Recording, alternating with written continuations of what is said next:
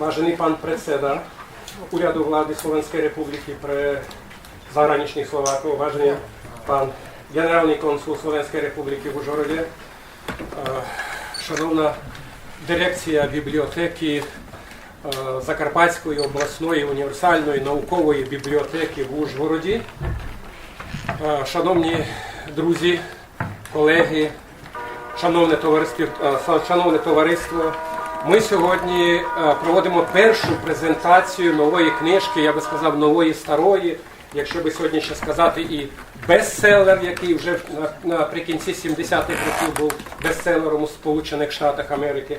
Я хотів би ще кілька організаційних питань. Ну, перше, у нас сьогодні робоча мова, українська мова. Так? А друге, я хотів би подякувати Закарпатській обласній раді, яка прийняла рішення, так? І рішення, власне, дозволити нам провести презентацію в просторах цієї обласної бібліотеки, яка є комунальним закладом Закарпатської обласної ради.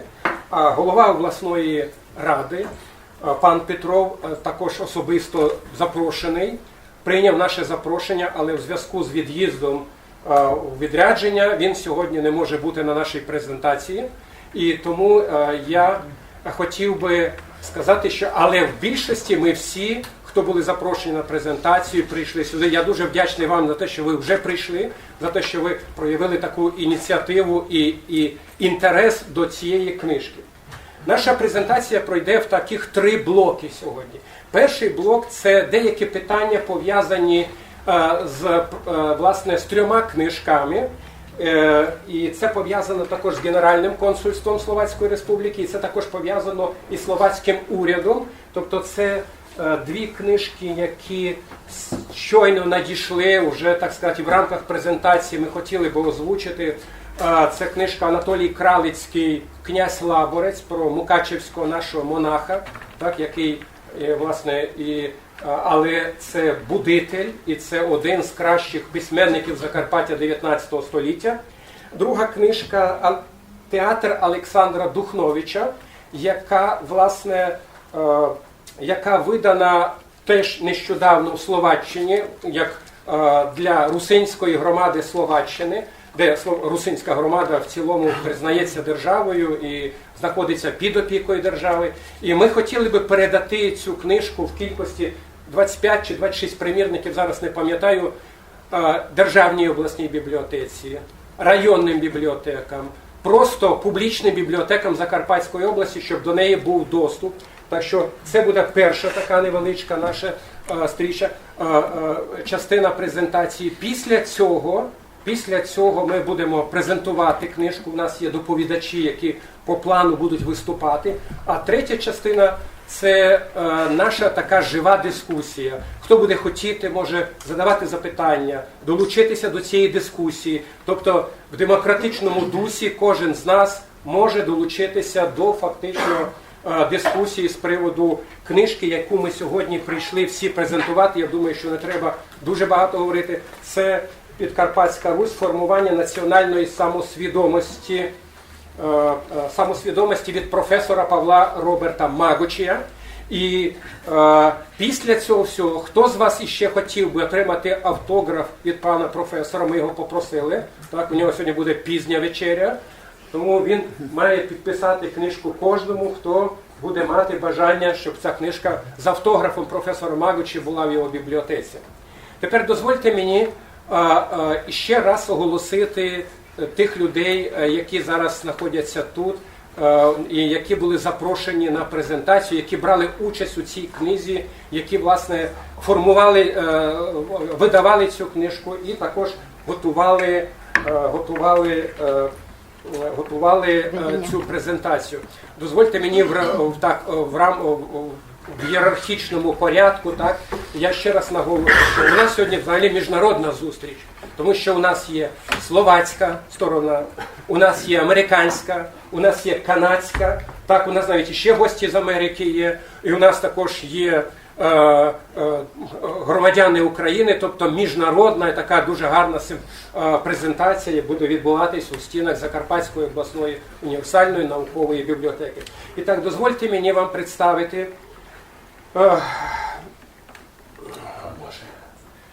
Євген Жупа. Мілана Піліпа. Знати 20 років і забути.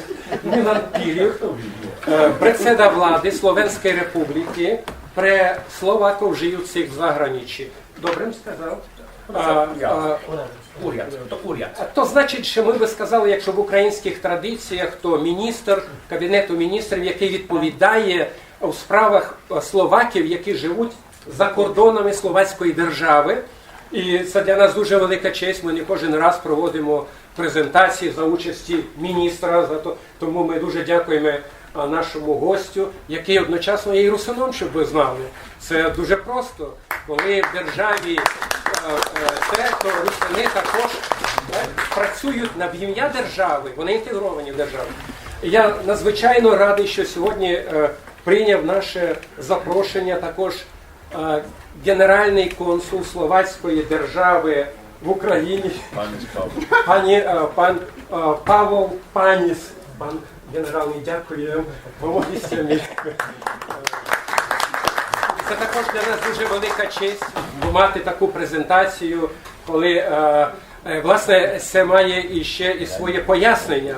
Я мушу сказати, що я поки що не презентував Павла Роберта Магоча, але при всіх його титулах, які неможливо дати в новинці, в якійсь інформативній, він ще, крім того доктор гоноріс кауза Пряшівського університету Словаччини. Володимир Фенич є доцентом Пряшівського університету, згідно з тим, що він є доцентом Ужгородського університету, історичного факультету, нещодавно, можна сказати, екс-декан.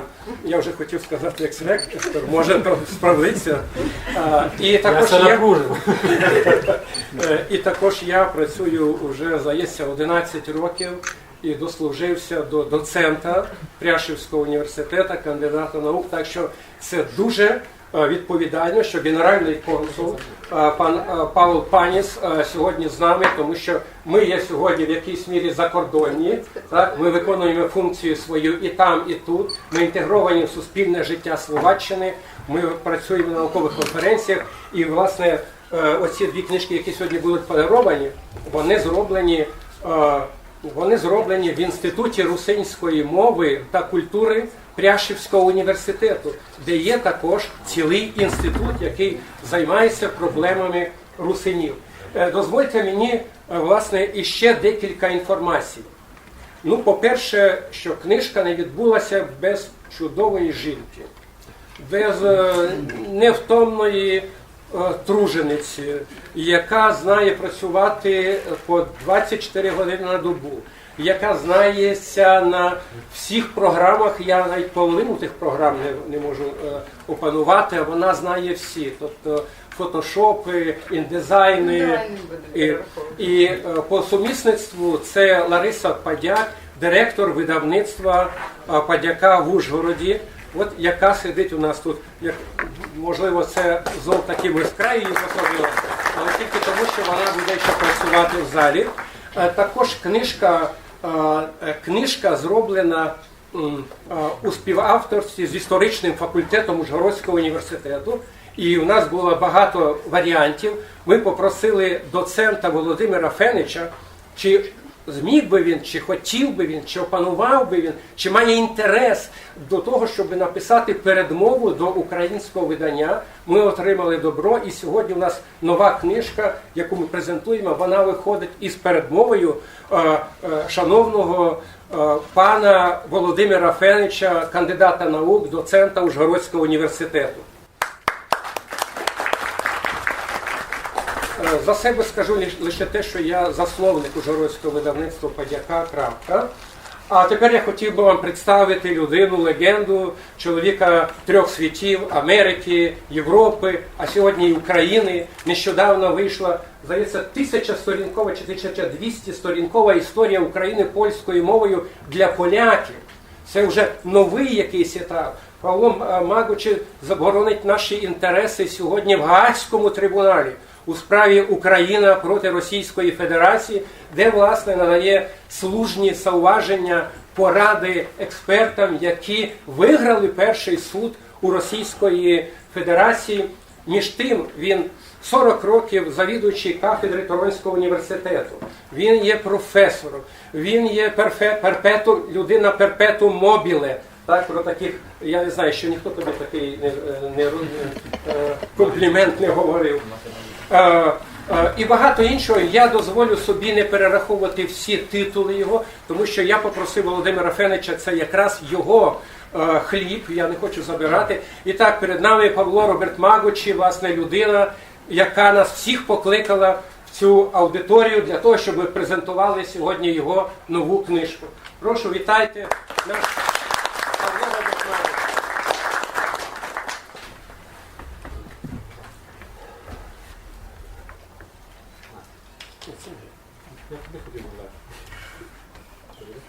Хвилююся. Я переживаю. Тому що, знаєте, проводити презентації все честь. Но проводити при міністрові, при генеральному і ще й при чоловікові, який в Гаазькому трибуналі може, як то кажуть, то це дуже велика честь. А взагалі я радий всіх вас бачити. Знаєте, дуже часто в цій бібліотеці на презентаціях сидять 3-4 особи, бібліотека змушена підсаджувати людей, які якби є в якійсь мірі рабами. Їх заставляють. Сьогодні сюди прийшли вільні люди, які самостійно сюди прийшли. Тому я без політичних якихось там цих, я вітаю вас, вільних людей, які вільно прийшли на цю презентацію, зробили свій вибір. Дякую вам, і ми розпочинаємо нашу презентацію.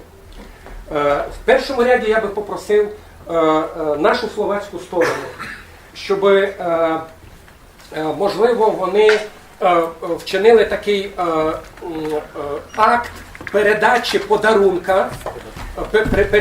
подарунка, тобто книжок, які зараз приїхали із Словаччини. Ще раз кажу, це Анатолій Кралицький, так, наш видатний письменник 19 століття, і театр Олександра Духновича, який зараз, знов таки, знаєте, мені інколи кажуть, щоб я не провокував, але я не можу викинути із пісні слова.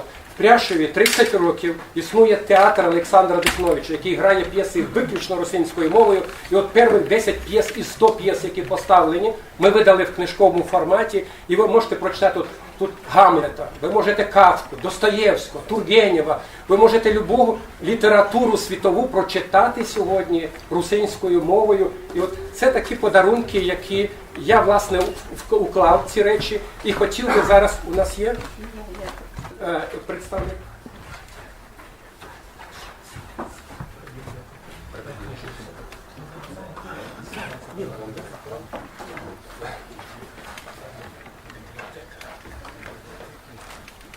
Офіційно тепер до бібліотеки. До всіх публічних бібліотек Закарпатської області по 25 палатків, а вже там за кулісами ми порахуємо, щоб їх не було менше. Дякуємо за подарунок.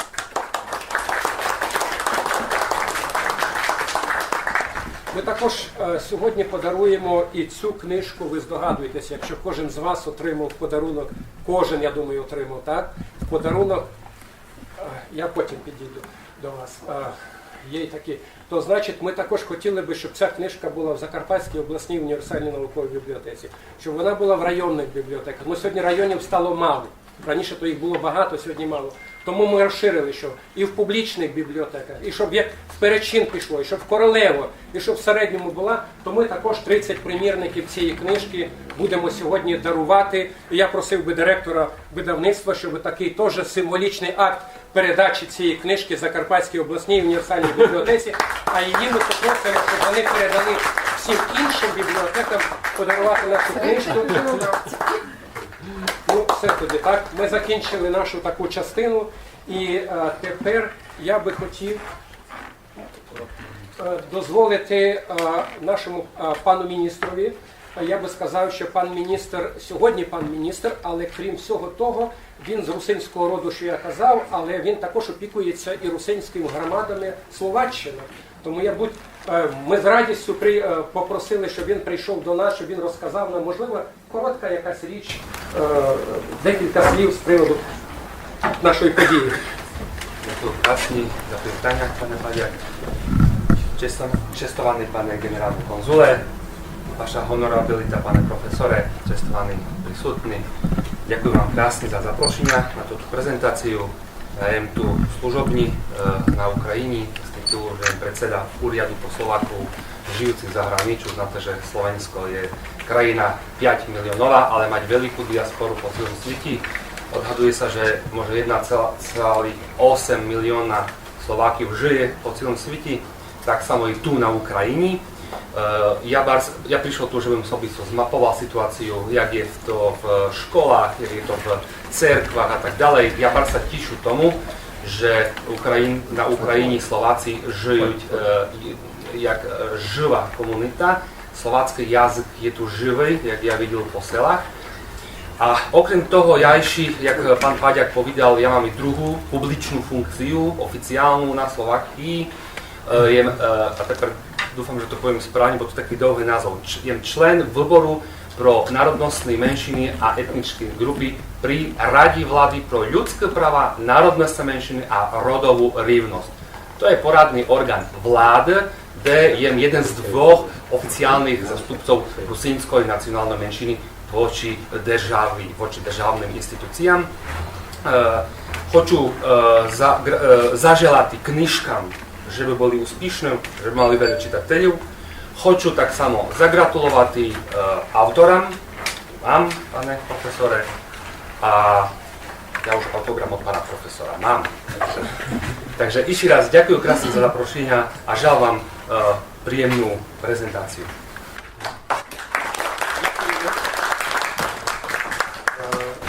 Шановні друзі, я просив би підготуватися пана доцента Фенича з короткою такою. Ми думаємо, що наша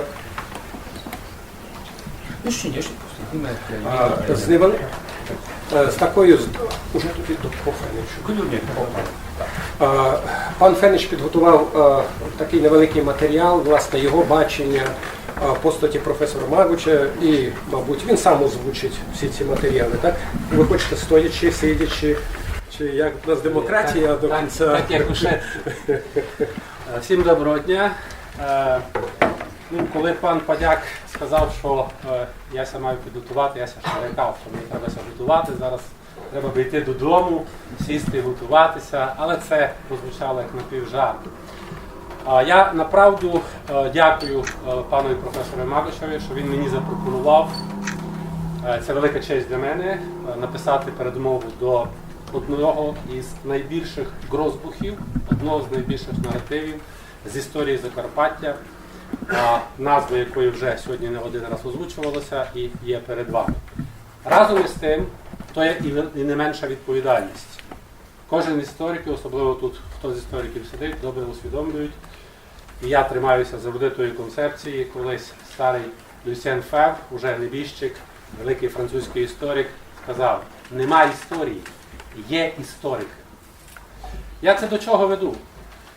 Є минуле, але не все минуле стало історією. Історією стає лише те, що є описано істориком.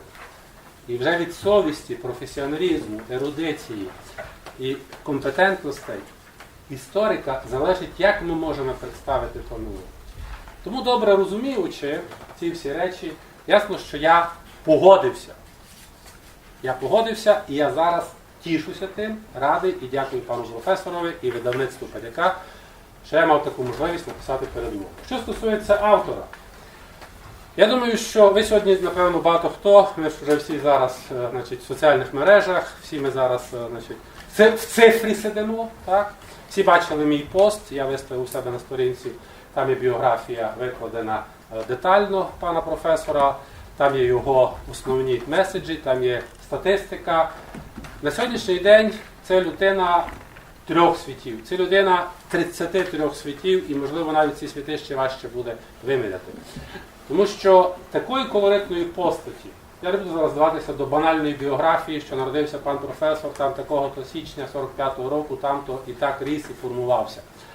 Але коли людина має за плечима 3 університети, причому топові університети в Північній Америці і цілого світу, це і Ратгерський університет, це і Принстонський університет, це і Гарвард, і очолює ще в сусідній країні, так, з 1980 року по сьогоднішній день, одну із топових кафедри українознавчих студій Джона Яремка в Торонському університеті, є одним з найбільших україністів, я не побоюся цього слова сказати, україністів сучасності.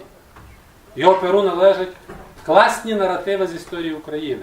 Англійською мовою, українською мовою, тут ми вже почули від пана Патяка, і польською мовою.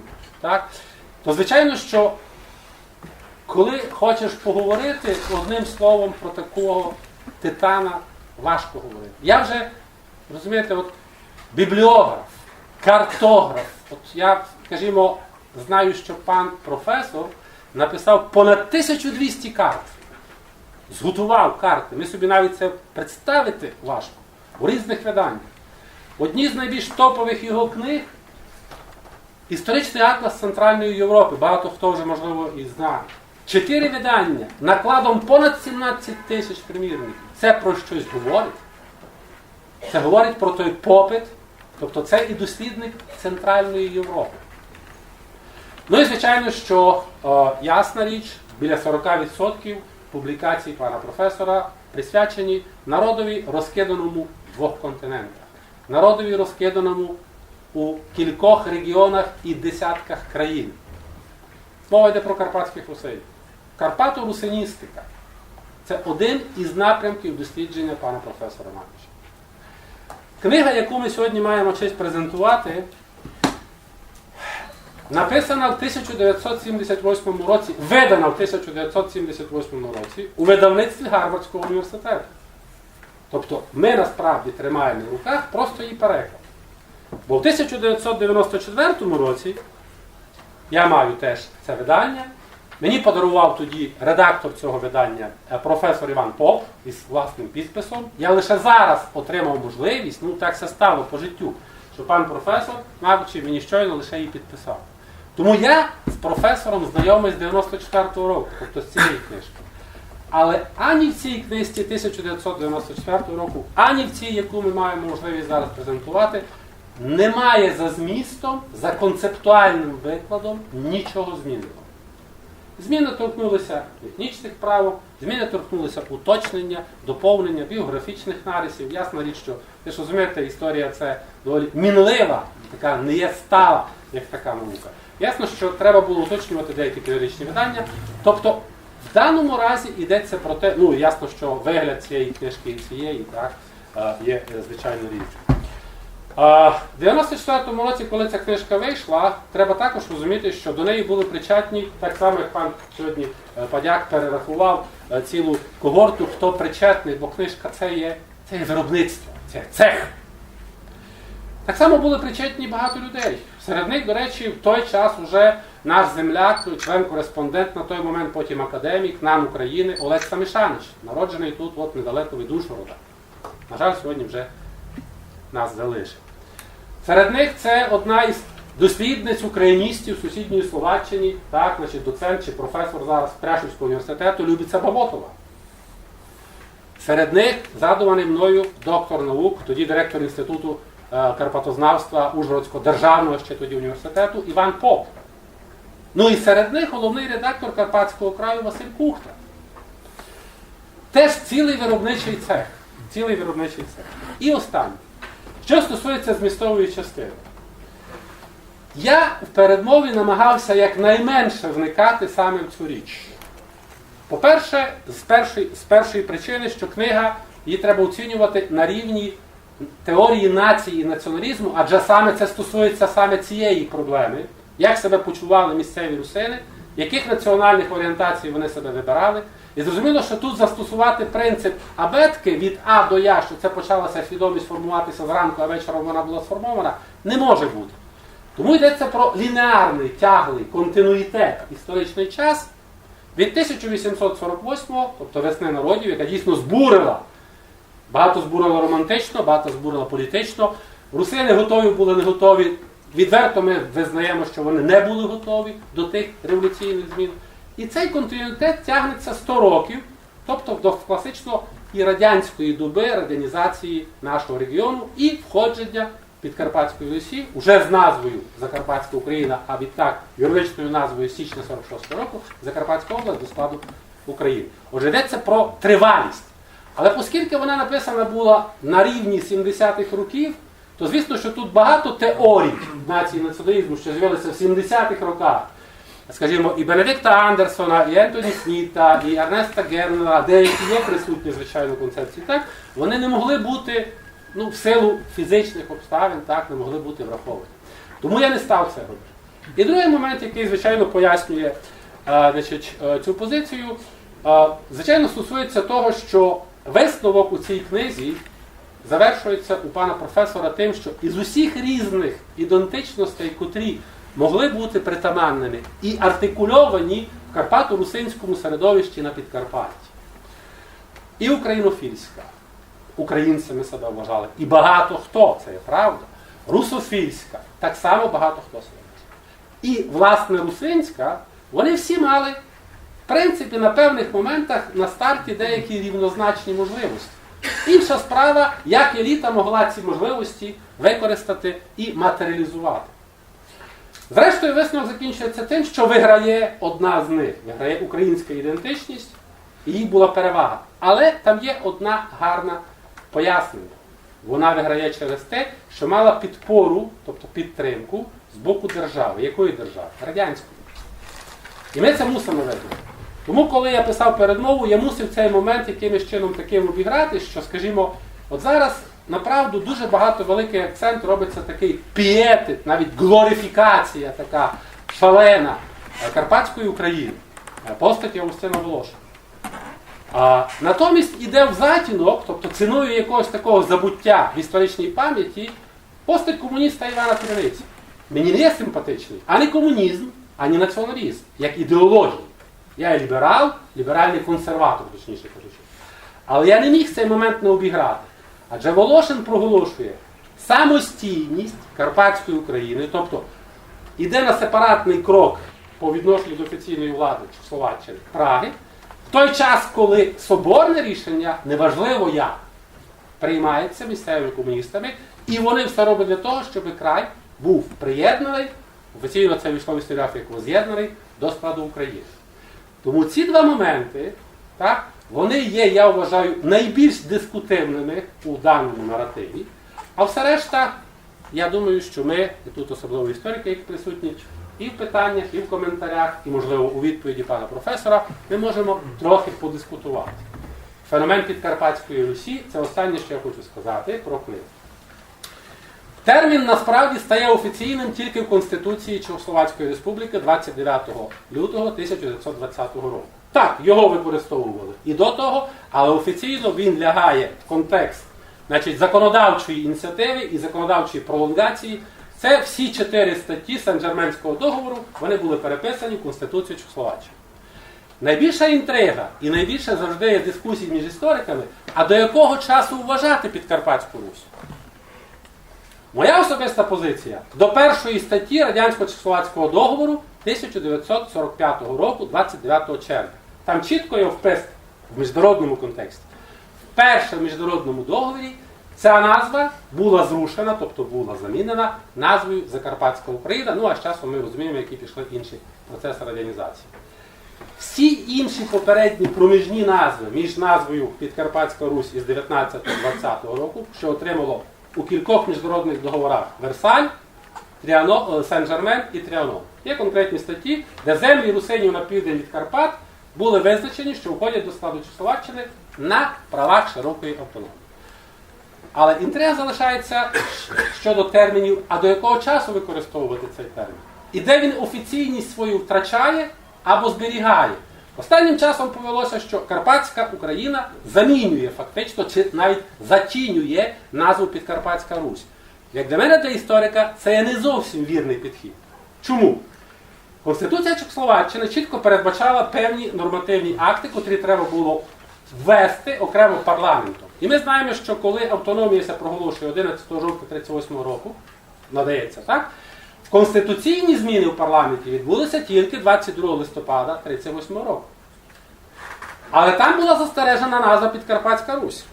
Натомість, уже український уряд Августина Волошина отримував можливість від демократичного уряду Чехословаччини однозначно внести зміни. Але де? На засіданні Сойму. Сойм, як відомо, відбувся 12 лютого 1939 року.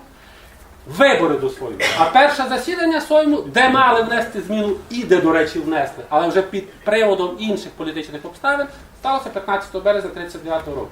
Тому, як на мене, офіційно, я готовий дискутувати і відстояти свою позицію. Офіційно. Юридично термін Карпатська Україна і не існував. Він існував як політичний термін, він існував як історичний термін, він існував як термін, який випливав із свідомості певної частини суспільства, яка дійсно себе абсолютно вважала українцями, і це абсолютно є нормальний процес формування ідентичностей. Так? Але якщо говорити про формальність, то термін Підкарпатська Русь продовжував існувати і в 38-му, і в 39-му, і весь період війни аж до 45-го року. Дякую за увагу.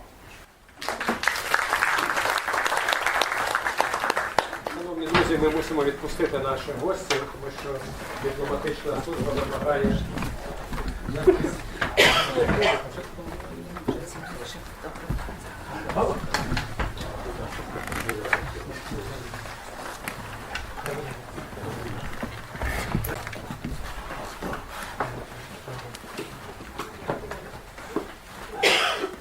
Подякуємо нашим гостям, що вони прийшли, знайшли можливість сьогодні бути з нами в такий час.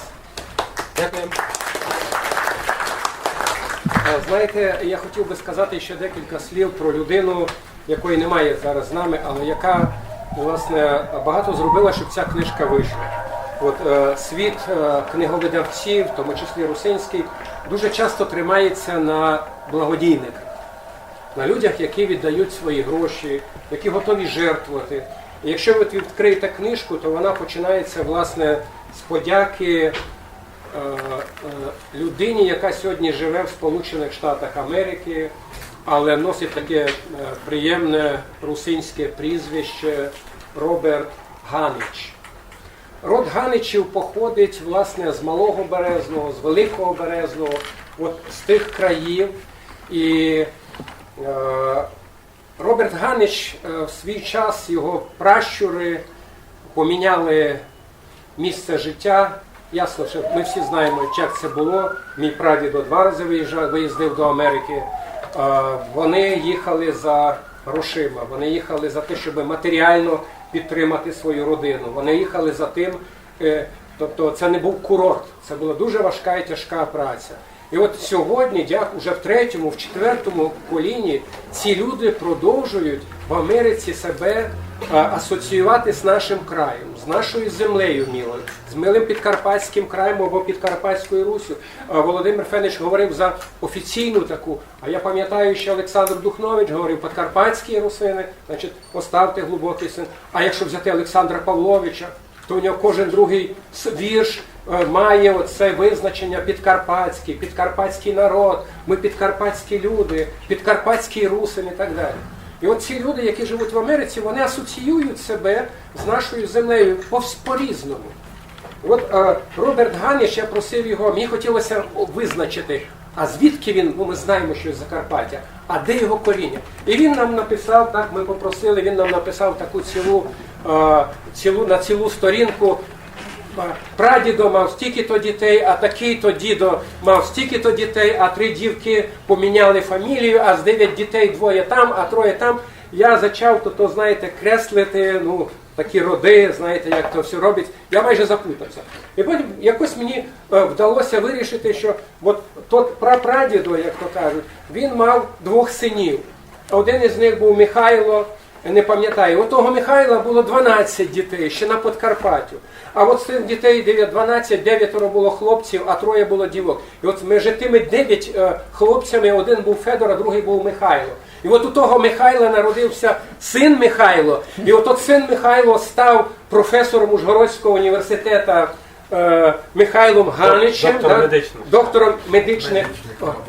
Доктором медичних наук, професором Ужгородського університету. А от той другий, у нього народився уже внук Роберт. А у Михайла син Тарас. Так от сьогодні вийшло, що от цей Роберт Ганич, який живе в Америці, є троюрідним братом Тараса Ганича, який знов таки на сьогоднішній день професор, Теж доктор наук. доктор наук, Медичний. доктор медичних наук і зав кафедрою університетської терапії Загальний університет. Ужгородського університету. Профілактики внутрішніх хвороб. Ну, добре. От бачимо, як довго ми розбиралися з тим, щоб знати, а де ж то. І от дякуючи таким меценатам, які допомагають нам, то ми маємо можливість сьогодні і дарувати книжки бібліотекам. І я думаю, що кожен із вас сьогодні так подумає, добре слово якесь на небеса, так, чи в ефір, там, чи во Всесвіт відправить подяки Роберту Ганичу, який, власне, дарує вам сьогодні по одному примірникові книжки професора Роберта Магочія і також дарує бібліотекам. А я хочу сказати, що нам за 2 місяці вдалося поширити понад 400 примірників уже цієї книжки. Люди читають, дуже багато рецензій, дуже багато відгуків. Люди просто дзвонять і кажуть, кожен день читаю на вечір 25-30 сторінок. Значить, є інтерес, і, власне, це спонукало нас робити ще одну презентацію, щоб знайти ще людей, які не читали ту книгу, ще не мають її. І сьогодні, власне, це є мотивацією, чому ми сьогодні тут робимо презентацію. А тепер дозвольте мені такий момент. Надати слово професору Павлу Роберту Магочію. Я думаю, що він вже морально готовий, так? Відповідати, читати або говорити, так, виступати, власне, і після цього ми можемо приступити до якоїсь дискусії. Вибачайте, пане професоре, я ще хотів би пана Жупана поспитати, пан Жупан, чи ви могли би дещо сказати? Будь ласка, ще вам слово. Ну, що я можу сказати? З паном професором я знайомий з першого конгресу, світового конгресу Русинов. І з тої промови, яку професор виголосив на тому першому конгресі Русинському, це було у Межирабовці, так, і то пройшло якраз практично 30 років. Так? 32 роки. 32 роки. Но туди було таке воодушевлення, знаєте, у нас у людей, туди розпадався Совєтський Союз, туди організовувалися російські організації легально, туди йшло таке движення за образування нових держав на базі розпадавшогося Совєтського Союзу. І туди ми вчили, бо фактично то було все заборонено. Так? Тоді ще ростки почалися, що ми русини самоусвідомлюватися почали. Хоч я йому і казав, ось сине, ми русини, ми то і дідо був русин, і я русин, але то не можна було говорити, бо ви знаєте, хто говорив туди, куди попадав. І то була така, як перший тот доклад, такий кардинальний тот доклад, і ми потім почали так гордитися, що ми все-таки воспрянемо, що і наш язик, наша культура і наші традиції почнуть розвиватися. Так що це великий вплив туди вже той доклад значить, вплинув на многих нас, і з того часу прийшло до основного часу. Да? І дуже много пан професор написав, і дуже видатні книги представлені. по історії України. Знаєте, на нього много хотілося всяких много пережив. І от своїх, не ще от чужих, так? І свої бували, що не всі розуміли, а були такі спеціально підставлені люди, котрі то робили провокації всякі, ну, але та лінія, яку пан професор проводив, вона до сих пор, видите, вона в всіх книжках, у всіх трудах і так далі, величезних трудах, величезної тої роботи продовжує жити. Ну, і я вам хочу подякувати пану професору, що ми, не позираючи ні на які всякі там провокації, всякі підстави і так далі, ми сохранили добрі відношення. Так? І за ці добрі довгі роки я вам дуже дякую, пан професор, і дуже вам дякую за ті величезні труди, котрі ви зробили в пользу України, бо історія України і в образчиках, і в прозі і так далі, то великі труди були. Так що, прошу? В інформаційному В просторі. інформаційному просторі і так далі. Так що і держава Україна може дякувати пану професору, і ми, як карпатські русини, можемо йому дуже дякувати. Так що він презентується ця книжка, дуже така об'ємна книжка, великий труд, і це один із тих многих трудів, котрі пан професор нам подарив. Ну, все як жива легенда. Ми маємо честь бути із такою людиною рядом, і ми хочемо, і я лично хочу вам пожелати перше здоров'ячко, довгих щасливих років житті і далі великої творчества.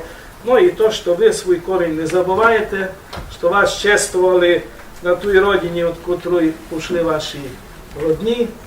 Так, бо я там мав честь бути на вашому тому юбілеї, що вас пам'ятають, що корінь вас пам'ятають, і то, що ви своє коріння не забули, це дуже велика честь для нас. Дякуємо, пан професор. Ну, а зараз я би сказав ще декілька слів. Власне, дуже важко описати все, що зробив професор Магуч. Це майже 900 публікацій, причому це публікації книжкового формату.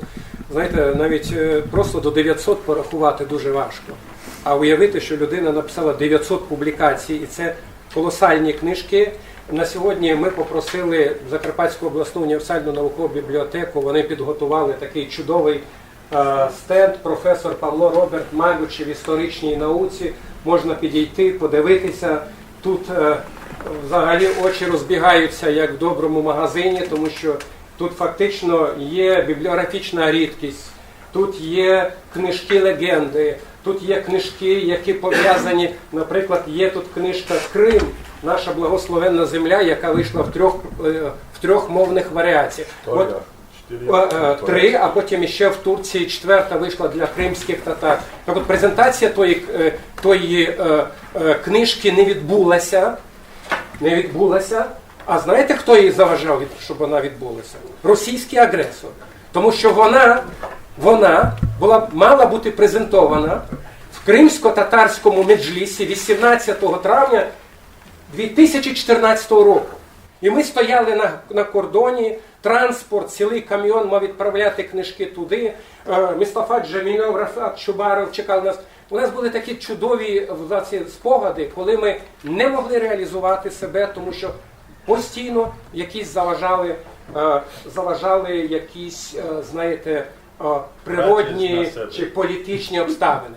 Але ми були потім вражені, тому що той самий виконуючий обов'язки українського президента Турчинов сказав, а давайте її проведемо в Національній опері України.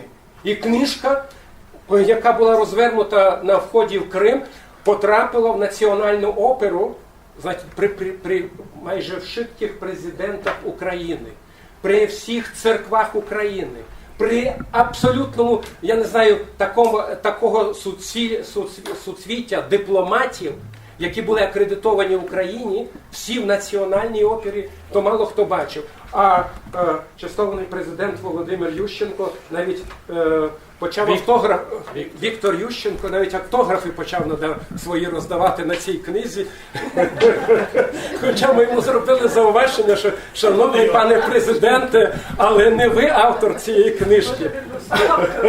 Співавтор. Да, і такі. А наступного дня уже у Київському національному університеті ми змушені були мінятися, тому що професор був в Києві, я в цей час довозив книжки, потім він вилітав терміново на Київському національному університеті.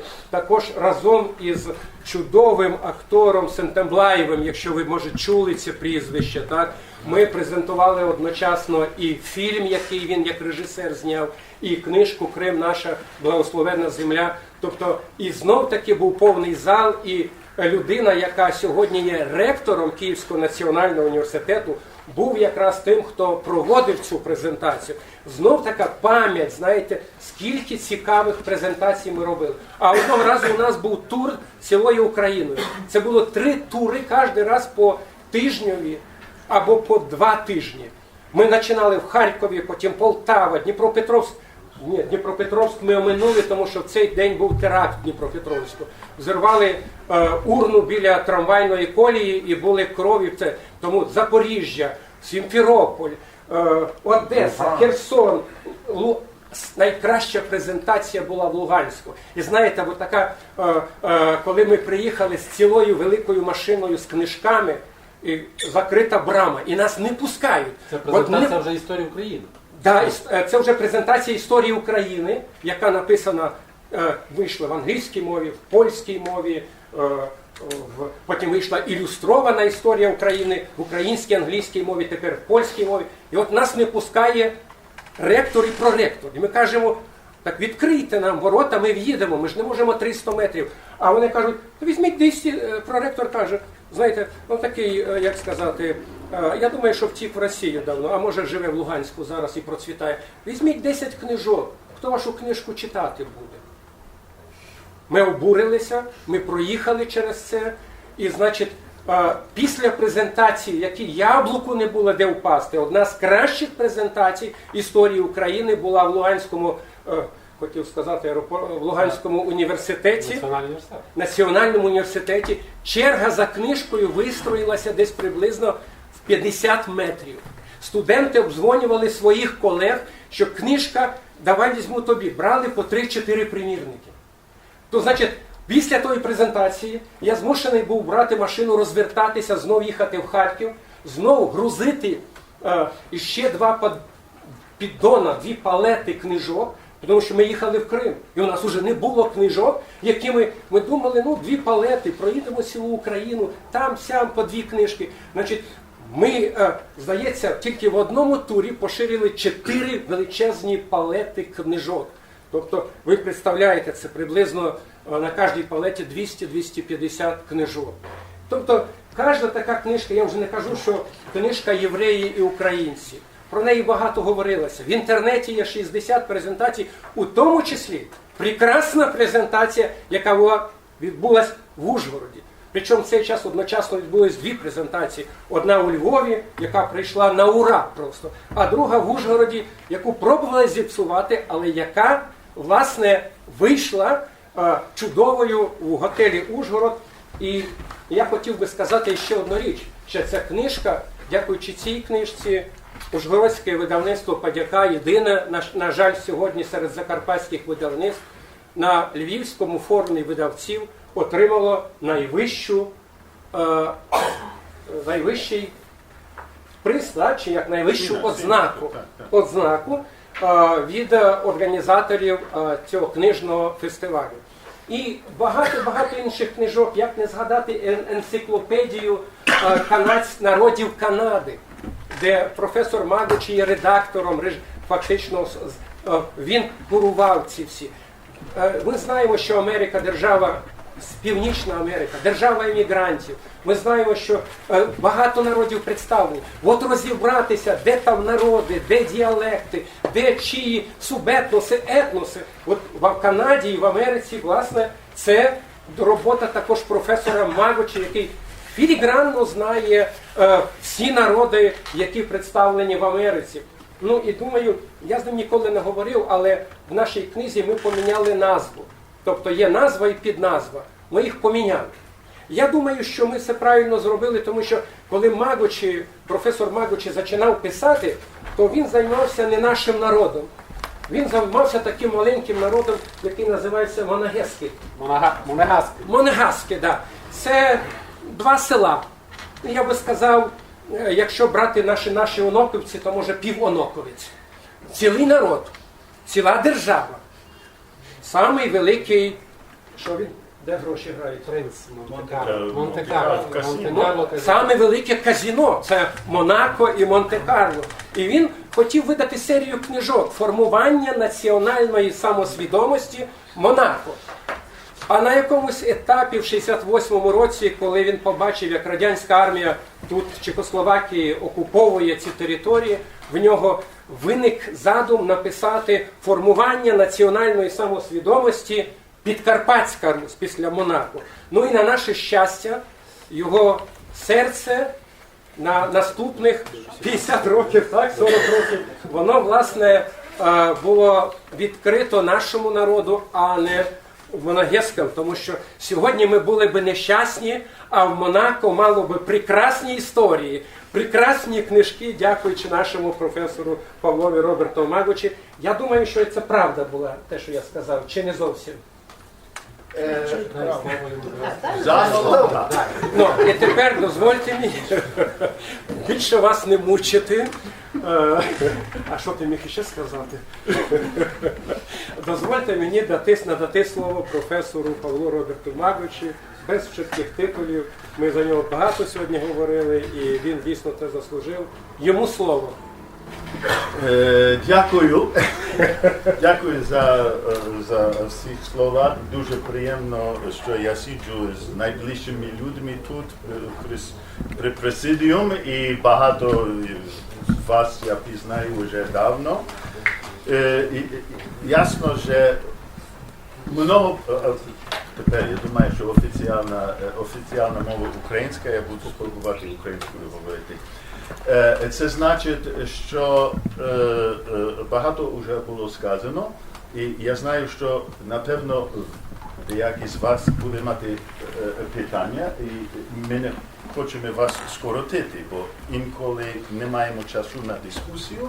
Це значить, я багато не буду говорити, і тому що далі чоловік може сказати, якщо вже щось сказав в тій книзі, але тому що я чекав і листував, і забув, що я писав тут, бо коли чоловік пише багато, вже не пам'ятаю, що я вже не можу пам'ятати, що я віддав, не тільки що є в тім.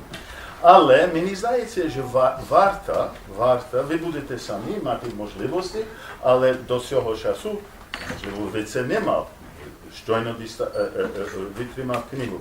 Тому що є концептуальне питання, так як наш колега доцент Фенич уже пригадав.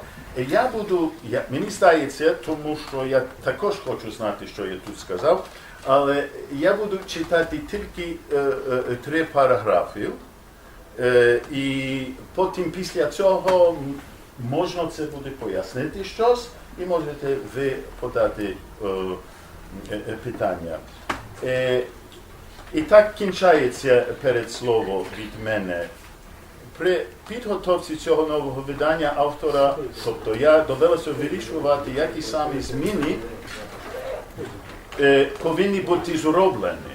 Тому що, як ми чули, книга вже вийшла 50 років тому. Звичайно, за півстоліття з часу появи англомовного видання стан знань про Карпатську Русь і карпатських русинів докорінно змінився. Це стосується також автора видання. Йому стали доступні чимало різноманітних фактів про події та осіб, які були навмисно піддані забуттю протягом майже 50 літ комуністичного правління від 45 до 89. Автор, як і багато хто з нас, також відчув потребу концептуальних змін. Концептуальних змін. У даний час ми говоримо про окремий східнослов'янський народ, що живе не лише на південних схилах Карпат, але і на його північних схилах в регіоні, відомому як Лемківщина чи Лемківська Русь. Крім того, народ, про який йдеться, не просто русини, мені не подобається це етнонім. Чому? Бо є неточний термін, котрим історично називають також сусідних білорусів і українців. Не тільки українців, білорусів і українців. А карпатські русини, котрі, як і багато бездержавних народів Європи, населяють певну історичну територію, Карпатська Русь. Ця територія сьогодні входить до складу 4 сусідніх держав: Польщі, тобто Лемківщина, Словаччина, мали ми представники Словаччини, Пряшівщина, України, Закарпатська область, історична Підкарпатська Русь, та Румунії, Мараморуш. Ця вточнена концептуальна основа визначила напрям редакційних змін у тексті нового другого україномовного видання, книгу, як ми маємо перед собою. Хоча увага дослідника сфокусована як і в оригінальному виданні, по-перше, на Підкарпатську Русь, по-друге, на Пряшівщину, тобто на землі, заселені карпатськими русинами на південних схилах Карпат. Крім концептуальних і термінологічних змін, були додані нові фактичні дані, особливо щодо біографії окремих осіб. Так ви будете бачити. Було прийнято рішення не, а це було тяжко вирішити, не враховувати і декілька зауважень по тексту, які стосувались оригінальних англійського та українського видань, у тому числі і заключної фрази в книзі. Заключної фрази в книзі, в якій розмірковуються про 3 основні національні орієнтації – російську, українську та русинську. Книжку завершує фраза. Цитую. І хоча будь-яка з них з огляду на специфічну культуру регіону і вимоги політичної реальності могла отримати перемогу, утвердилась лише українська орієнтація. Так як книга кінчається. Така думка здавалась виправданою, коли оригінальний англомовний текст був завершений на початку 70-х років ХХ століття. Однак такий висновок вже був під питанням, коли вперше українське видання з'явилося на початку 90-х років. Тим паче це вже заперечується сьогодні, у часі, коли русини, карпатсько-русини, визнані у кількох державах Центральної Європи як окрема національність. Причина цього проста. Тому що вони існують як окремий народ. Все це наводить на думку, що немає вічних істин. Немає вічних істин. Незалежно від того, що марксистські ідеологи та примордіалісти, інтегральні націоналісти, можливо, так думали, і досі думають. Соціальні та політичні зміни неминучі. Так що наш стан знань у другому десятилітті 21 століття не повинен бути таким, як у 1970-х роках, коли вперше з'явилася ця книга. Не можна не згадати слово колишнього професора Гарвардського університету і відомого економіста-теоретика Джон Мейнард Кейнса. Цитую його: коли змінюю ці факти, я змінюю свою думку. А що ви робите, пане?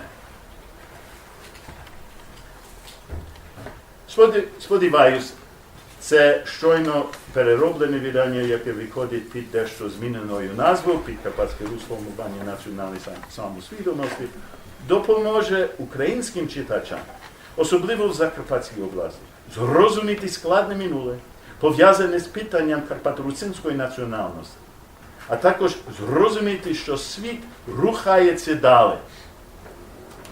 Факти змінилися, і карпаторусини знову існують як один з багатьох шанованих і визнаних бездержавних народів Європи.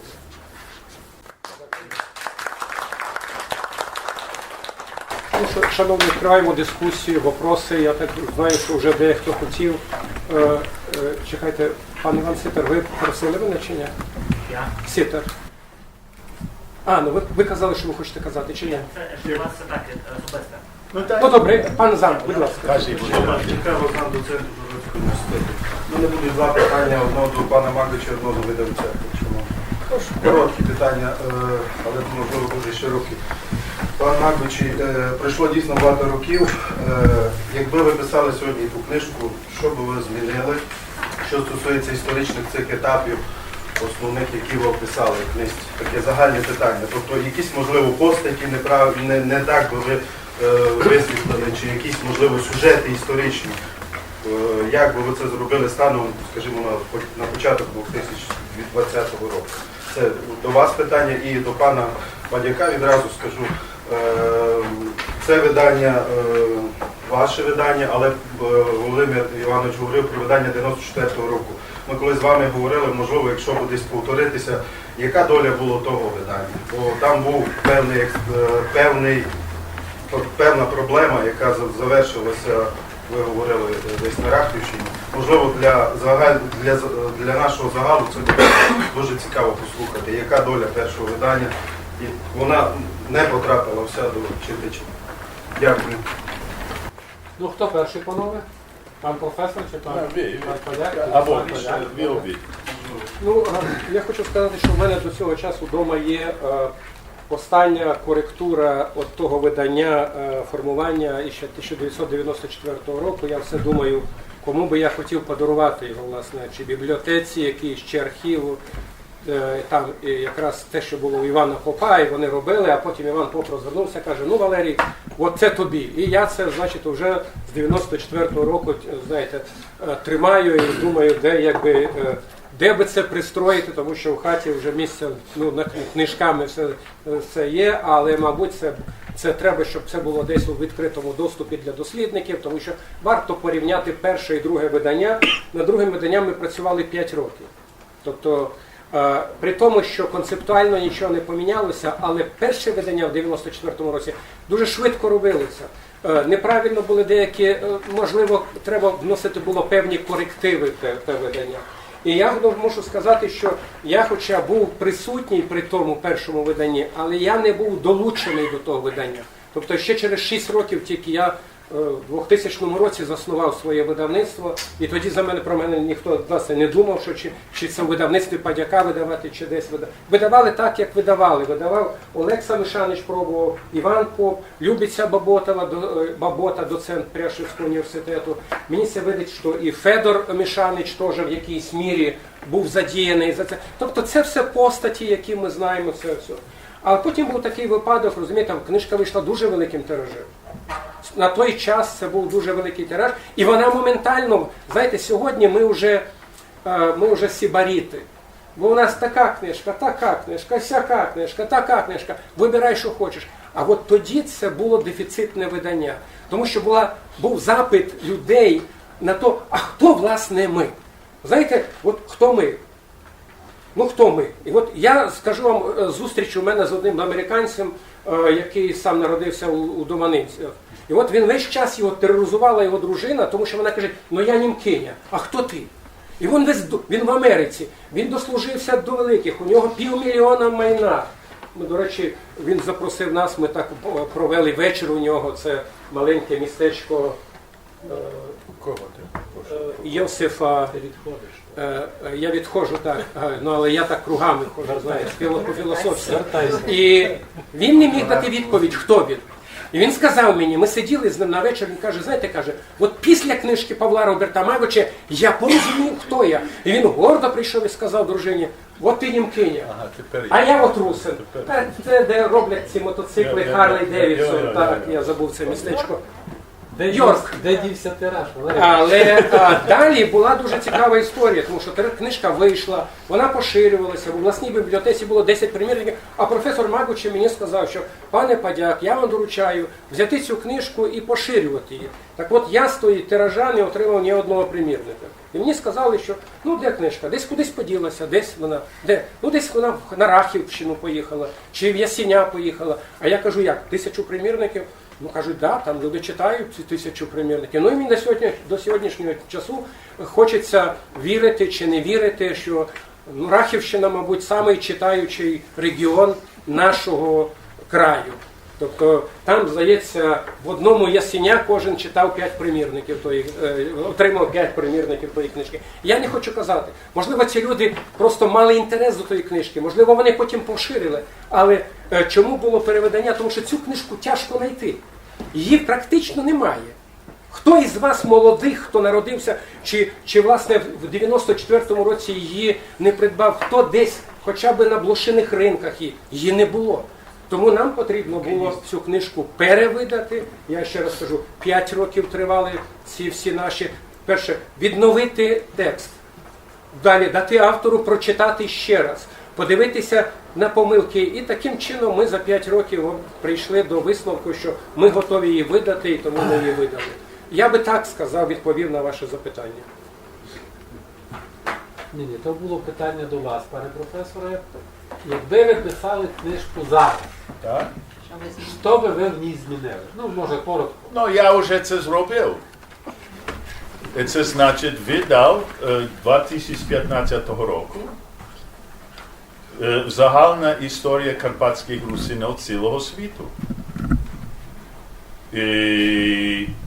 І ця книга вийшла, по-перше, по-англійськи в університет Central European University в Будапешт, Нью-Йорк. Після цього словацька версія вийшла 2017 року. А тепер наступного тижня, бо я маю останні коректури ІСІ, тут вийде в польської мові, у Лібрі, в тім Жешу. І це значить дуже легко відповідь на вас, є, що від цього часу, так як я тепер цитував коротко, тому я це читав, треба думати не в категоріях держав, і головно не в категоріях держав, які намісно хотіли розділити Європу, створити кордони, через які люди не могли ходити. Я говорю конкретно про Радянський Союз. І вислідок цього є до сьогодні маємо науковці у вас, переважно у вас, включно старого колега Івана Попа, які думають, що центром русинського світу є тільки ця земля, яка тепер називається Закарпатська область. Це має навіть, може мати статус як держава, і так він говорить.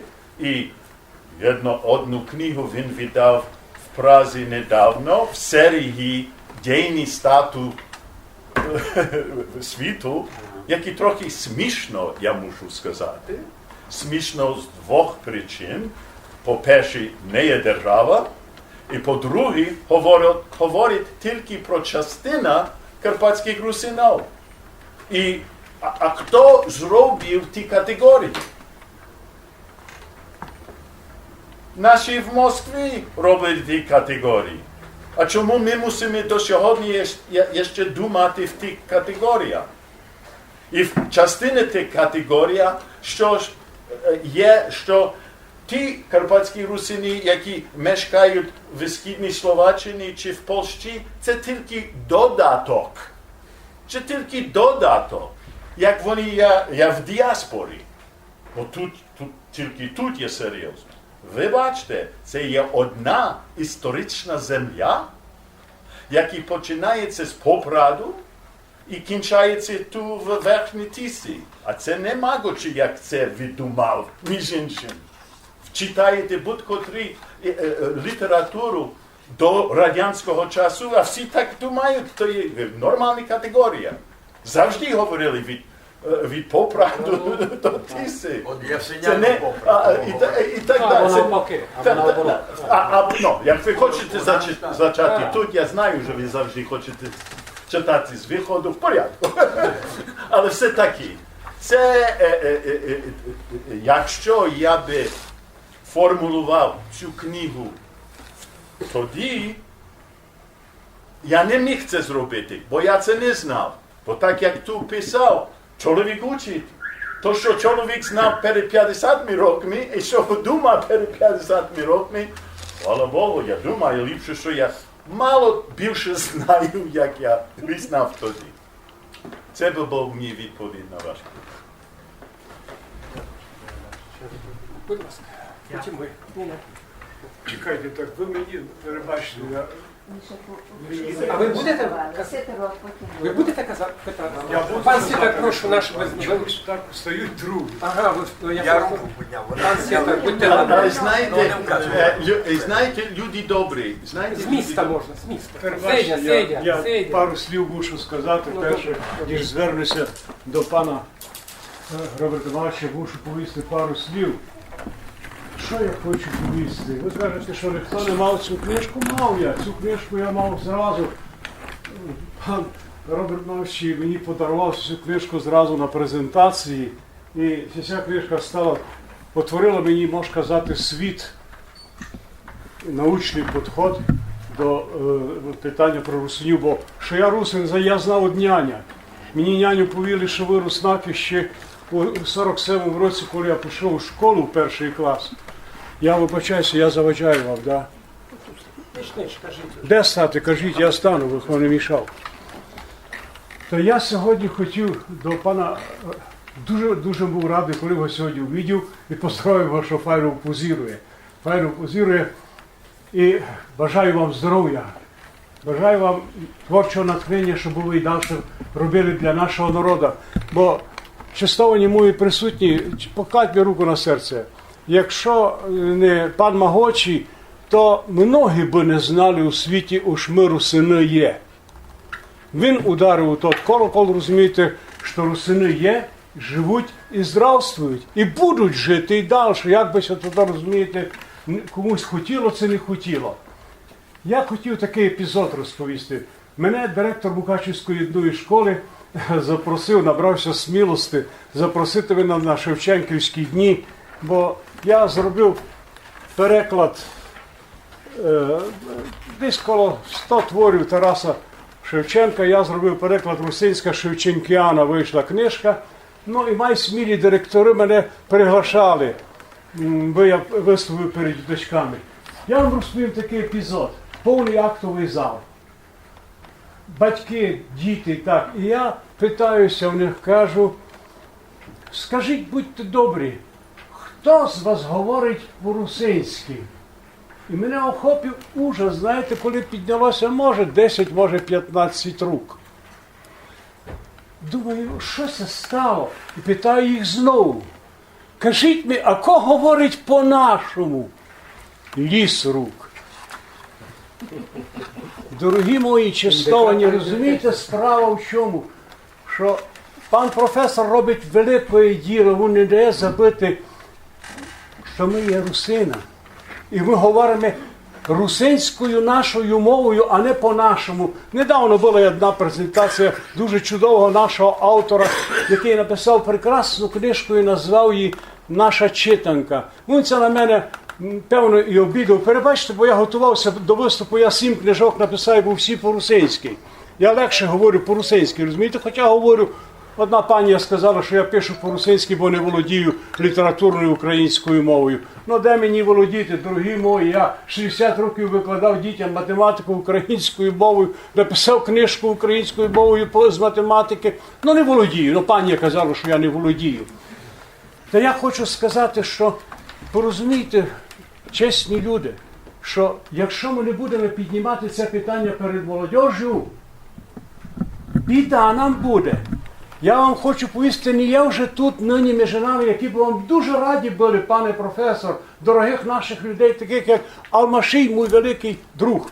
Мій великий друг Петровці Іван Юрійович, який, якщо не він, то я б взагалі одну строчку не написав. Він мене спонукав до писання.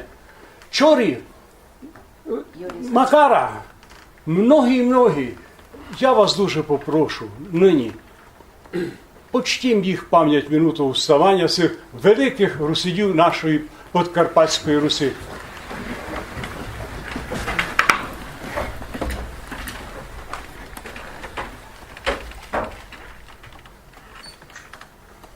Я вам красно дякую. Будьте добрі, сядьте. І от з цього огляду, пане Павле, я повів нам по-нашому, знаєте, що б вас хотів просити? У всіх мадярських школах читається дітям факультативний курс «Історія Угорщини». Це не можна зробити нам таку книжечку «Діла дітей». Вже є, вже зроблено. Діла дітей? А дав Бог здоров'я.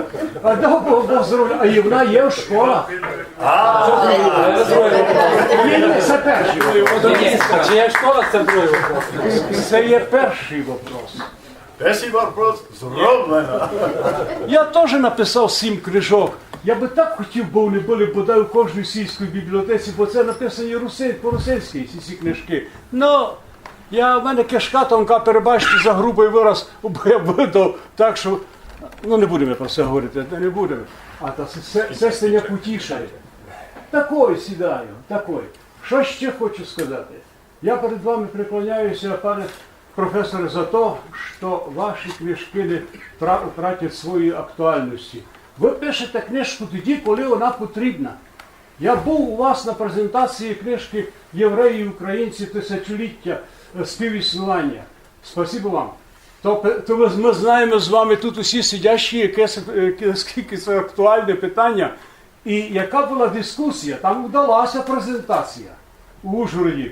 Розумієте? Я, наприклад, вам скажу, що я лише одне панові професору казав, пане професор, це підете у Львов, туди. Да, каже, підемо і будемо там. І я дуже довольний. А так їм хотів вам повісти, що ви сте написали окрему главу «Русини і євреї. Зразок співіснування». Зразок співіснування. Дуже мені хотіло підкреслити ту велич нашого мудрого, маленького, але дуже мудрого народу, який всіх любить, ну не всі його люблять, знаєте. Але то ніч. Я хочу повісти, бо перебачте, що я до вас вже навряд чи ще раз прийду. Я розумію, але я до вас більше не прийду на презентацію, бо мені вже 82-й рік іде. Так що успокойтесь. Ну, в 90 вас закличемо. Ну, в 90 вас закличемо. Я лише хотів казати нашим людям. Знаєте, можемо много говорити. Ми пам'ятаємо, скільки ми говорили про Грицака.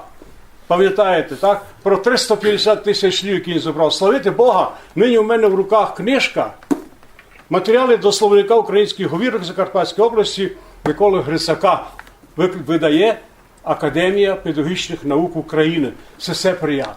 Розумієте?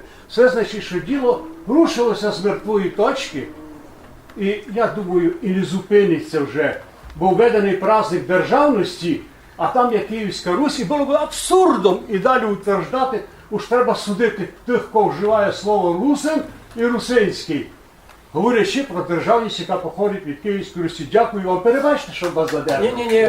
Ну, що зробиш? Дякую. Але 3 минути будьте, або лем вопрос, я так Хочете зможу. подивитися? А? Мені стане подобається. Такой.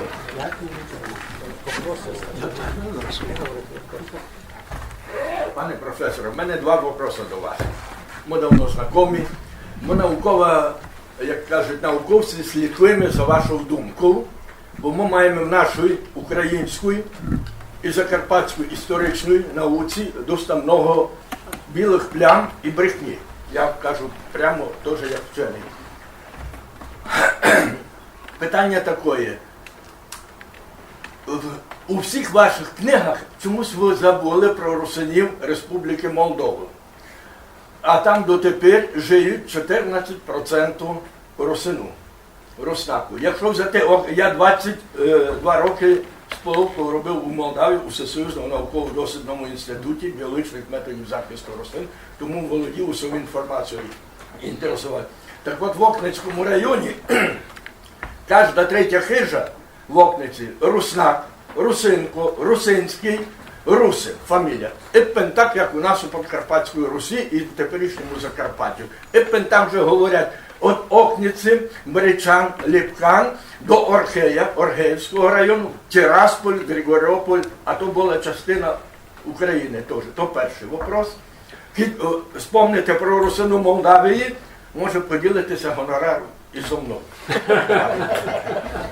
То другий був вже вопрос. Другий вопрос. Не, буде третій, Бог любить троїцю. А третій такий. От перше сказали, що як Івана Попа мало не підтримуєте професора з Праги, якого ми знаємо, цінуємо, любимо, і його, і Дмитра, його брата Попа, який може є, не знаю. Може вже пора об'єднати русину, Європу, може всього світу, і створити свою державу. Як ви на то, як історик, глобаліст, позираєте? Дякую. Добре, на перший Я слухав, коли... перед тим, що я буду відповідати на перший вопрос, хочу знати, яку нагороду, скільки ви б мені дав. Гонорар. Проценти. Ну так. Я? Ну, вже ви будете рішати. Ну, я буду стратити гонорар, або який ви хочете подати, бо це є дуже важливо. Я вже сказав від самого початку, що я не користаю слово русин як етнонім про, як ми можемо сказати, наш народ. Чому? Тому я сказав, і не тільки я, наука покаже, що етнонім русин користував історично і ще до сьогодні білорусини, українці, і так я забув і деякі люди в Молдаві. Скільки ми не знаємо, але кажуть, ми знаємо літературу від того Сур'яка і журнал Русин і так далі, і так далі, і так далі. Як цитую книгу, титул, кожен карпатський русин є русином, але не кожен русин є карпатський русином. Карпатська Русь є одна історична територія, одна культура, одна історіографічна традиція, традиція мистецтва, традиція транспорту і так далі, так далі, так далі. Ви бачите, Молдавія абсолютно до того нічого не має. Якщо вони хочуть будувати свої, будь ласка, вони не карпатські русини. Ми маємо тут довгі традиції, історично, історіографічно і так далі, і так далі.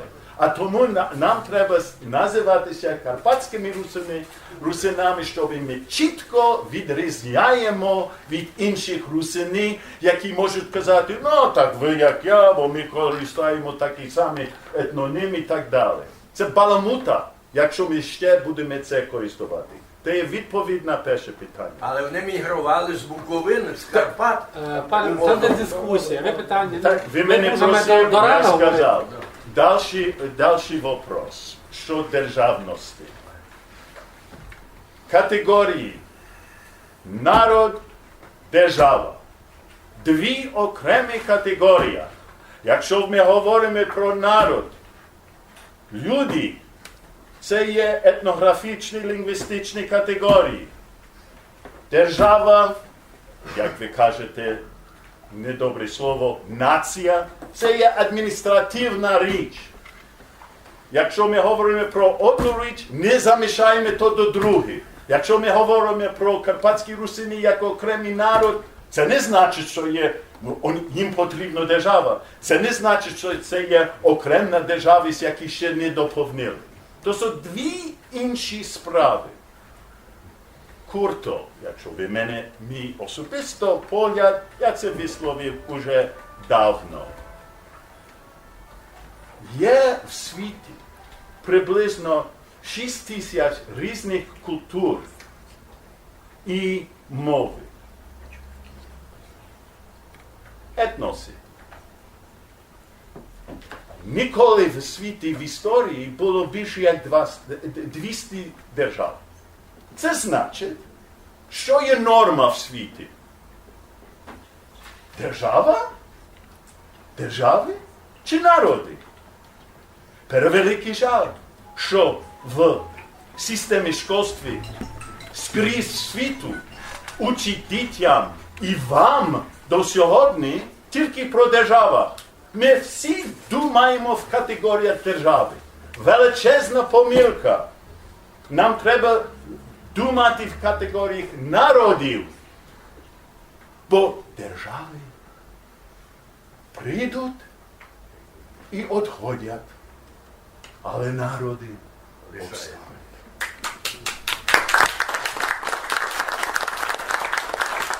І в тому розумінні русини є між тими бездержавними народами, бо вони інтелігентні. Що їм держава? Що їм держава? Я залишаю це на вас подумати. Народ світу. Ну, десь так. Прошу. Десь наш тік чи вийшов? Вийшов, бо телефон зазвонив. Чи є ще зазвонив. питання? Тоді хтось може ще той. Я думаю, що ми вже 2 години робимо, а то вже більше як 1 академічна година. Так що я би туди думав, що ми можемо вже, я вже забув, який язик, чи російський, чи український, чи російський. О, тут є пан. Пане, ви хотіли виступати? Питання. Я хотів трохи можна сказати? Можете питання, так. Я сказав, Антон Скобенко. Я був студентом Прикарпатського національного університету і в Стефана Карнал-Франківського. У мене до вас таке трохи специфічне питання. Я от читав таку сучасну історичну книгу. Я би хотів, це не про Закарпаття, а про Західну Україну, яка була під владою Польщі, між 2 світовими війнами. І там писалося такий факт, що Галичина і Волинь, які належали Польщі, то польська влада спеціально старалася різних скажімо так, субетноси Західної України розколоти, поділити на галичан, на волинян, лемків, бойків і гуцулів і протиставити їх один одному. Таким чином панувати над ними, і щоб таким чином поділяє влади. І між іншим, коли прийшла радянська влада, вони теж підхопили цей принцип і теж старалися ці різні народи нацьковувати. Зокрема, коли ми так лемків переселили на Тернопільщину, вони зробили такі провокації, щоб нацькувати лемків на Подолі Тернопільщини. І от в мене така думка, що русини це не є етнос як такий, це є просто субетнос українського народу.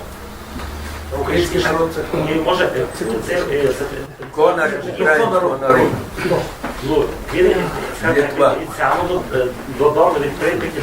Добре, а це вже дискусія. Це питання до кого? Ну, власне, це і не було питання, це якась констатація. Ви констатуєте чи питання задаєте?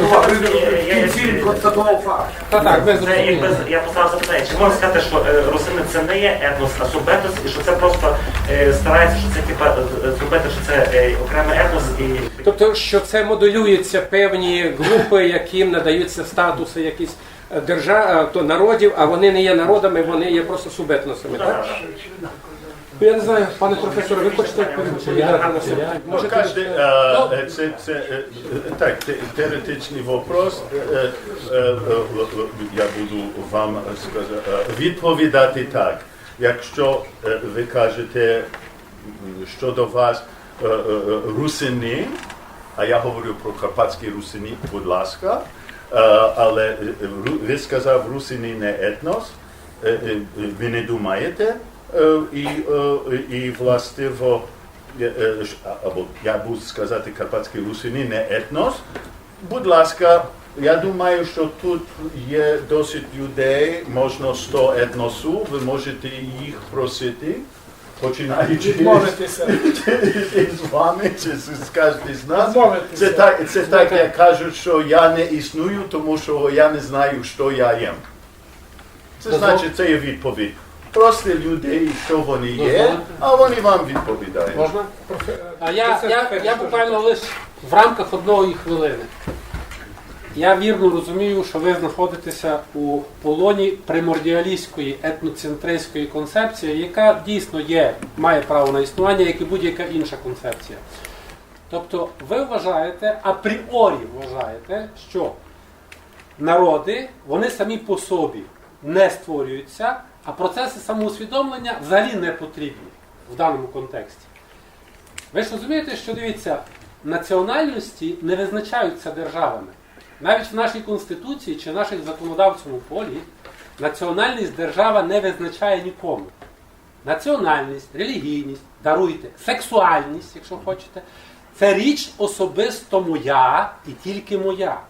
Ким я себе ідентифікую, ані теоретично, ані практично ви мені не можете заборонити. Я себе усвідомлюю українцем русинського походження чи русинської етнічної ідентичності. Я українець, бо належу до української політичної нації, і в мене є паспорт громадянина України, де відсутня графа «Слава Господу», той рудимент Радянського Союзу, немає національності, бо це є дискримінація. Не може держава визначати національність. Отже, відповідь на ваше питання.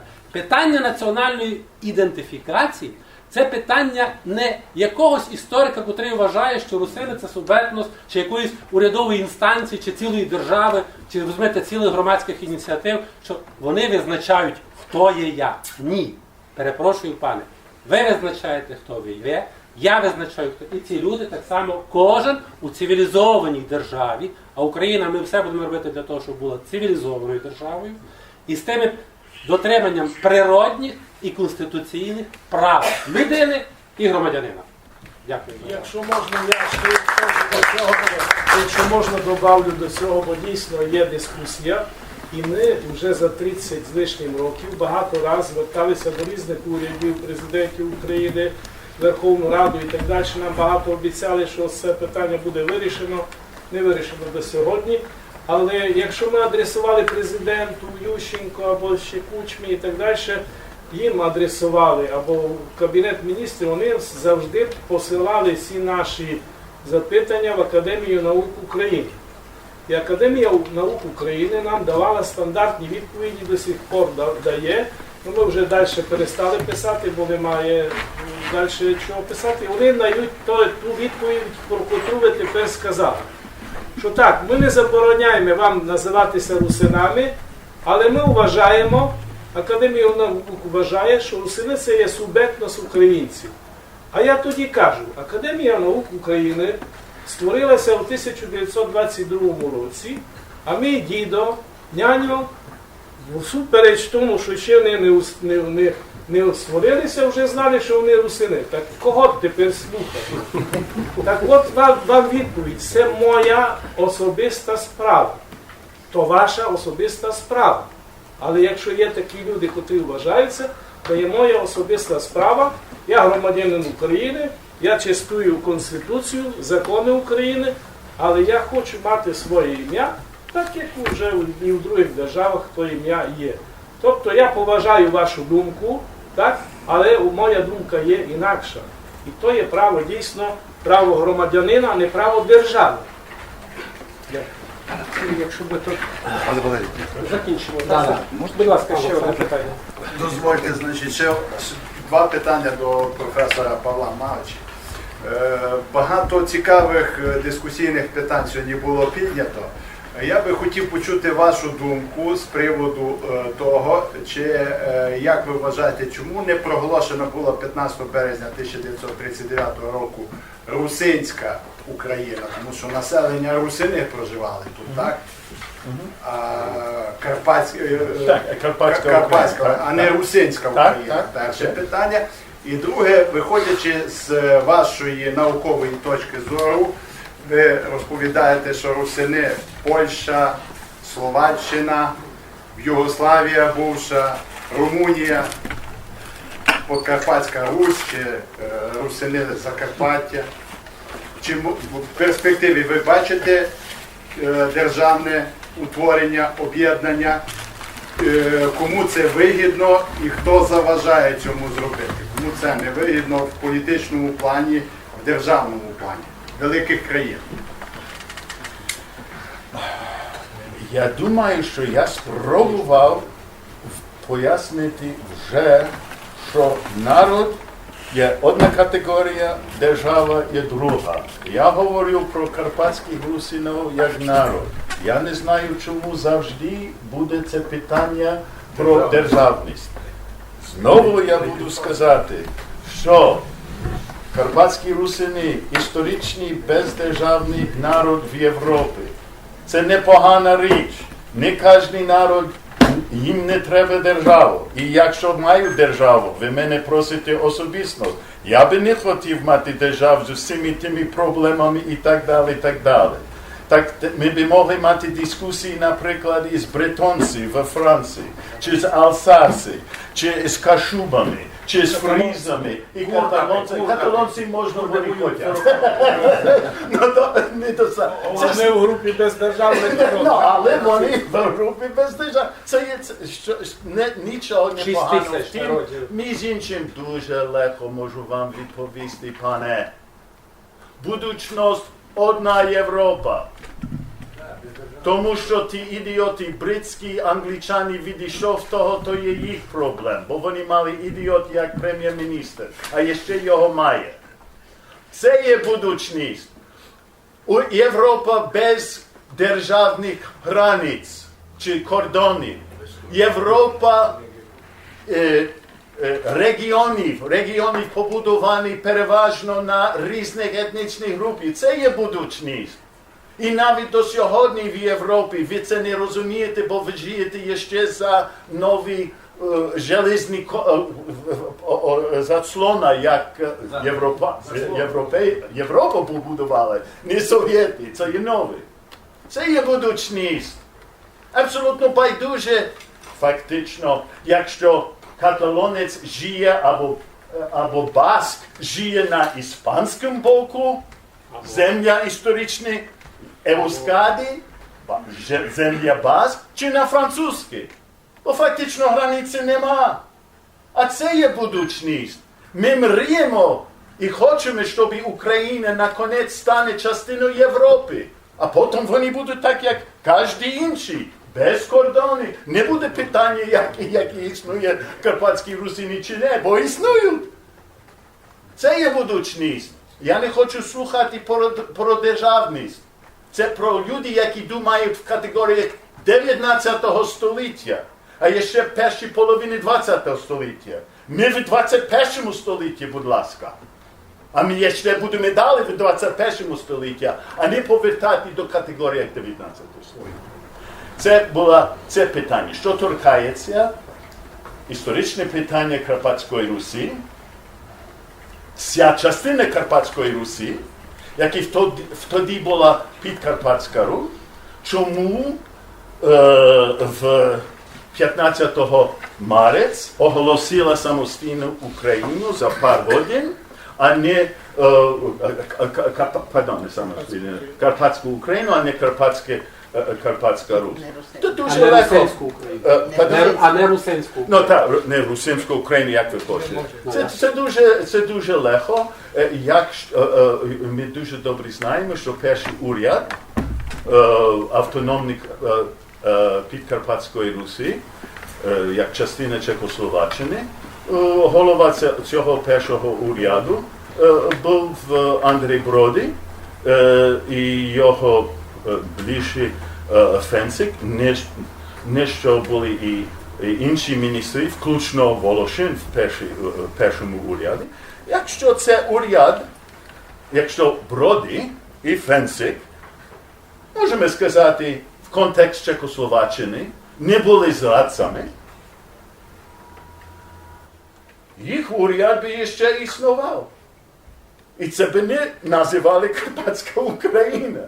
Але тому, що вони зрадили ідею Чехословаччини, так Чехословачі вибрали Волошина і його команда, і вони були ті українофіли.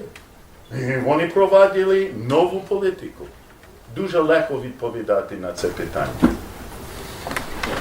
Може таке по книзі коротке? І ще питання? Прошу.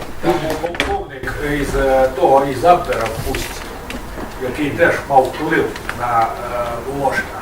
Ну так, але це вже деталі. Одну річ я хочу сказати.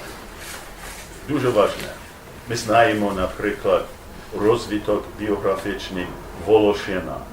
Від русина до малоруського і так далі, до українського. І так багато. Ревай, мій дуже близький друг, фактично ментор мене довгих років. Я їх всі пізнаю. А їх всі мають честь. Вони дійшли до української ідентичності природні. Нічого злого з того. Абсолютно нічого злого з того. Так само, як ті інші дійшли до ідеї руськості. Карабелиш і ті інші, як ми добре знаємо. Це були ті часи, ще не скінчили. Тому називається формування, бо про це говорять. Не є зле, не є добре, то було так, як є. Я особисто би думав, що ліпше було сильнити чисту карпато-русинську орієнтацію, яка була, як я тут описую, досить слабів тоді, але ті, які стали українцями, то стали українцями природно, нічого не поганого. Що інші держави замішали до цього, це є інше питання. Але треба їх шанувати, як також люди з тої землі, які вибрали свою політичну орієнтацію, як вони думали найліпше про кого? Про народ. Можливо, вони мали правду, можливо, не мали правду. Так. Дуже важливо, щоб в демократичному суспільстві, я хотів би просто резюмувати, дуже важливо, що ми можемо кожен мати свою орієнтацію. Природньо, що хтось сьогодні в силу певних обставин формує себе чи тримає себе українцем. Будь ласка, немає проблем. Є люди, які тримають себе в сучасній Україні, асоціюють себе з Росією. Або як совоком. Або совками себе, так? Це теж природньо. Є люди, які в певному регіоні все ще тримаються своєї мадярської орієнтації. А є люди, які в певному регіоні хотіли би, щоб прадідівська національна ідентифікація чи народнісна ідентифікація залишалася у них зараз. Русинами, наприклад. Нам треба будувати демократичну державу, тому що там є переписи. І ти мирно там скажеш, я такої орієнтації. А от кого буде більше, тоді ми побачимо, куди рухається ця земля, куди рухається тот регіон і куди рухається Україна. Власне, суть заключається в тому, ми мусимо будувати демократію, а потім всі інші проблеми ми можемо визначити чисто демократично, не нав'язуючи через політику, через ідеологію якусь мононаціональність, монодержавність, якусь, я не знаю, в такому гіршому розумінні унітарність, от тільки так і не інше. То значить, нам треба думати в категоріях демократії, в категоріях розвитку демократії і абсолютно правильно. Я хочу сказати одну річ, як людина, яка живе в Словаччині. От там немає, от я навіть не можу представити, щоб там була дискусія, наприклад, такого плану. А навіщо там дискутувати? Навіщо там жоден русин не думає в питаннях, категоріях державності, а ми хочемо на виходну русинську державу. Ніхто не хоче. Вони хочуть елементарно. Вони хочуть почувати, щоб держава просто казала, от і словак, а от і русин. 30% міністрів словацької держави русинського походження. Вони сьогодні міністр, він русин, але він думає про словаків. Це вже нова якість, коли дискримінований в Радянському Союзі, а Мілан Піліп ще з тих часів, він розуміє, що таке дискримінація. До кінця ми всі тут розуміємо, що таке дискримінація за національною ознакою. І він сьогодні їздить по цілому світу, де є словаки, де вони дискриміновані, б'ється за права словаків. Це нова Європа, Європа без кордонів, Європа демократична. І ми сьогодні думаємо, а як це так добре? Ми збираємося на якусь, я не знаю, пленер, на якісь танці, музика. І ми з усіх держав, де сьогодні живуть русини, так легко переїжджаємо, ми навіть не замічаємо в Європі, а ми вже з Чехії виїхали, а ми вже в Угорщині, а ми вже в Хорватії. Ми ніяких кордонів. І люди почувають себе добре, але при тому кожен із них хоче удержувати свою національну ідентичність. Десь вона вже сформована. Десь держава допомагає формувати ідентичність. Вона не забороняє, наприклад, ромам бути ромами, угорцям бути угорцями, румунам бути румунами. До кінця в Україні ця проблема в 19 столітті була надзвичайно актуальною. Хто би в Росії дозволив називати українців українцям? Як їх називали? Малоросами.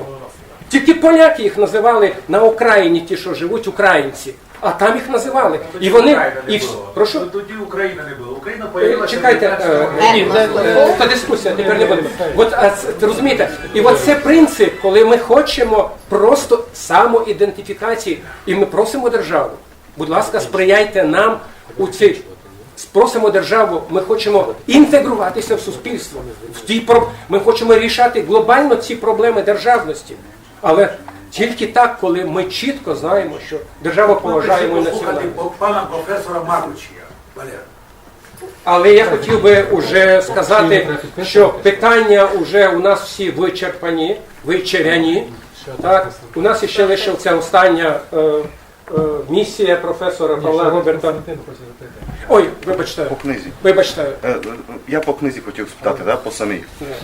Книга є 848-948. Формування національної свідомості. Питання не до лінгвістичної чи до мови, до писемності, а іменно свідомості. Чому, пане Павло, ви все ж таки більше пропрацювали, більш детально, більш так, це іменно період все ж таки 20-го і 39-го року, чим 848-го, наприклад, і 1920-го. Чому в книзі так є? То може було технічно чи джерела? Так, дуже легко, тому що ця книга була базована на мою дисертаційну роботу. Дисертаційна робота фактично трактував тільки міжвоєнний час на Підкарпатській Русі. Зрозуміло. Дякую. І розширений трохи хронологічно під впливом свого фактично професора тоді Омелян Прицак і ті, які працював в Гарварду, де ми будували новий український центр, щоб я розширив це, а не тільки про ті двох десятиліть, щоб мали більше історичний контекст. І так я зробив, але є все найбільше, як ви дуже добре помітив, є в тих 20-30-х роках. Це відповідь на питання. Тому я тепер писав нову книгу 2015, де я рівноправно трактую всіх земель і всі історичні довідки. Дякую. Шановні друзі, мабуть, вже наші всі питання вичерпані. Так?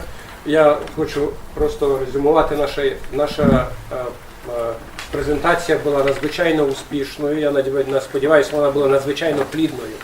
Ми вирішували якісь питання, які нас цікавили, і пан професор нам дозволив або допомагав вирішувати ці питання.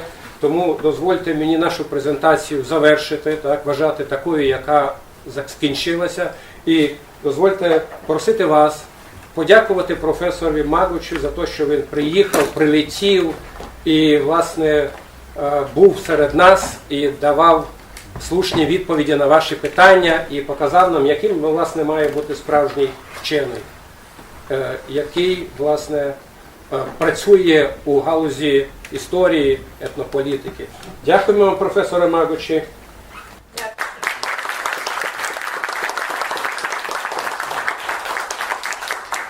Вам дякую за питання.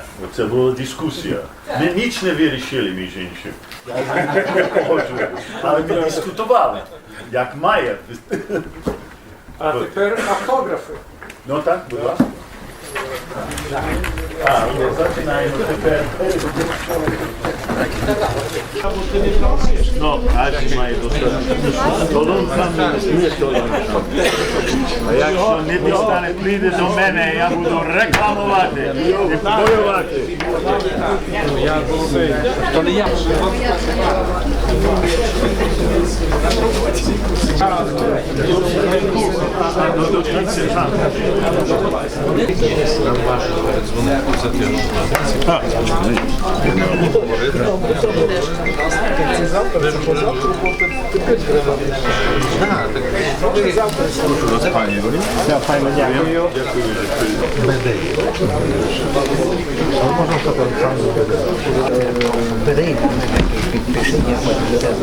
Ні, та бо я мушу, ти скажеш, я вже не дуже. Я туди,